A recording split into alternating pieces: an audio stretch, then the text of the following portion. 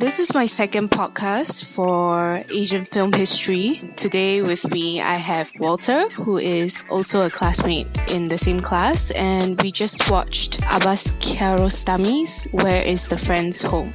Maybe, Walter, you can tell us a bit about yourself and which school you come from. Oh, hi. I'm a third-year student in the Wee Kim Wee School of Communication and Information. Basically, I'm majoring in journalism, but I'm trying to go more into film and all that because, I've written movie reviews and things like that before. I kind of like it. Yep, so that's an area which I would like to explore, and hence I've been watching a lot of film, and I'm actually doing Asian film history so that I can get to know more about Asian film because all along I've been more accustomed to Hollywood fare and things like that. And, it's been interesting so far. So Walter and I were talking a lot about, he was talking about the issues, and he feels quite strongly about certain issues in the film, especially regarding how kids are treated in that particular society. So Walter, what did you notice? Well, basically what I feel is that Where is the Friend's Home is actually a very good social commentary of Iran in 1983. Watching a film which harks back directly to that era, the first thing which strikes me and what I feel should strike a typical viewer is that, it's made in 1983. It makes you kind of reflect and wonder what times without a mobile phone, times without connectivity is like. I mean, such a storyline would definitely not work today, and the reason why it could work the reason why this film is so seminal is that it actually investigates people-to-people relationships, the innocent, the pure relationship amongst children, and how adults actually kind of tarnish and pollute this innocence, so to speak. And there are a lot of examples of how kids are kind of like mistreated in that era if, the examples we see in the show can be considered to be true.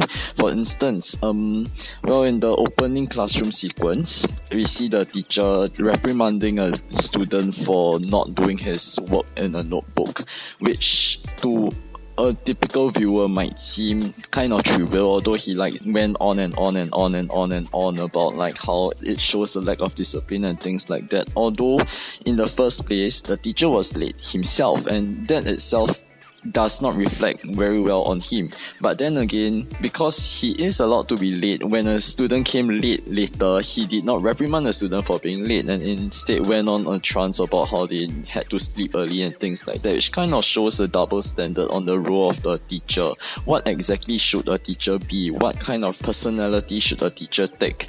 And later on in the film, there's this kid, Ahmad Poor, whose grandfather said, "I want the kid to be brought up properly," and the very next thing he did, he told Ahmad Poor to actually buy cigarettes. How does that constitute as being brought up properly when, you're introducing a vice to the kid at such a young age? And that's what I feel. It's kind of a very good social commentary. It actually made me think quite a bit. Going back to the scene that you were talking about where his grandfather, Ahmad Pour's grandfather, was sitting there in the city center or the town center, wherever he is. That scene struck me for different reasons because I found it really weird that in this story about a boy, suddenly you have this one long dialogue between two old men. And what do you think about that? Well, actually, it kind of struck me as very weird as well because it came kind of abruptly in the middle of nowhere. From the audience point of view, we're expecting kind of more of what the kid is actually going to do to return a notebook to his friend. Granted that yes, he ran away from home, he ran all the way to Poshte or whatever that place is called. He ran all the way back because of misleading information that, the dad or something was back, and he ran into him. And suddenly he told him to buy cigarettes, and the movie deviated, kind of digressed into a whole adult kind of conversation kind of thing, which seems out of place. But actually, I think I could get what Kiarostami wanted to achieve with that, in the sense that he wanted to kind of toy with the audience's concept of time, in the sense that it kind of came out of nowhere. The audience would probably think, what has this got to do with anything? And this would make them more aware of how long Ahmad Poor actually took to go and find the cigarette. Granted that this blurring of lines between cinematic time and real time may not be actually true, but it actually portrays that to a certain extent. That's what I feel. Okay, so what you're saying is that, the dialogue is in there to highlight the sense that there is a passing of time and that something is being done in real time. So that also struck me in one of the last scenes where he is walking together with the old man. The boy, Ahmad Paul, is walking with the old man, and so there is also a sense that, time is passing by at the same speed that it might, or close to the same speed that it might take for him to walk from the man's house to his friend's house. So let's talk a bit about camera movements. So Walter was just telling me something about the 180-degree rule. So for people like me who are new to this rule, Walter, you can just explain it? Basically, the rule is actually very common as a cinematic technique. All directors and all movie makers use it so as to emphasize movement. The most typical scenario where it is used is in conversational dialogue so as to not confuse the audience as to where the particular speakers are. But in this case, where there is movement, where there is running involved, what we actually notice is that when a character is running in a particular direction, even if he runs out of screen, he would reappear on screen running in the same direction so as not to confuse the viewer as to suddenly he's running opposite from where he was, or like for instance he was running towards the east, and then in the next scene he would still be shown running towards the east rather than towards the west or towards the north or something, and this would convey a sense of continuity, so to speak. And yes, that's the 180-degree rule. Right, so I also noticed that there are a lot of long shots where you are allowed to take in the whole landscape. For me, I felt that one of the reasons why is because he wanted to, also for a sense of continuity, when he runs back and forth the same place, and there are a lot of very similar shots where he places the camera at exactly the same place. Does that have any significance to you as well? Why, the exact same scenery? Well, actually, I did not really think too much into that, although I would think that maybe it's because he would like to show some emphasis about, he's been running to and fro along the same route for more than one time. Give him a break already, kind of thing. So it's a sense of frustration in that. Okay, so we were also talking about close-up shots. You mentioned that it is something that is similar to Shireen, where there are a lot of medium and close-up shots inside. So what is the significance of this technique to you in this film, and perhaps also if it is similar to how it is used in Shireen? In my personal opinion, close-up shots as that were used in Shireen it's basically a technique which kind of conveys the audience, which places the audience in a position of a voyeur. It's a kind of technique which encourages voyeurism on the part of the audience so as to look into the character's feelings and to actually start wondering, start thinking what on earth is actually going through his or her mind, what on earth is he or her actually feeling at that point of time, and in a sense cultivate a sense of irritation and frustration, like, hey, I do not know this person, why on earth is the director forcing he or she on me?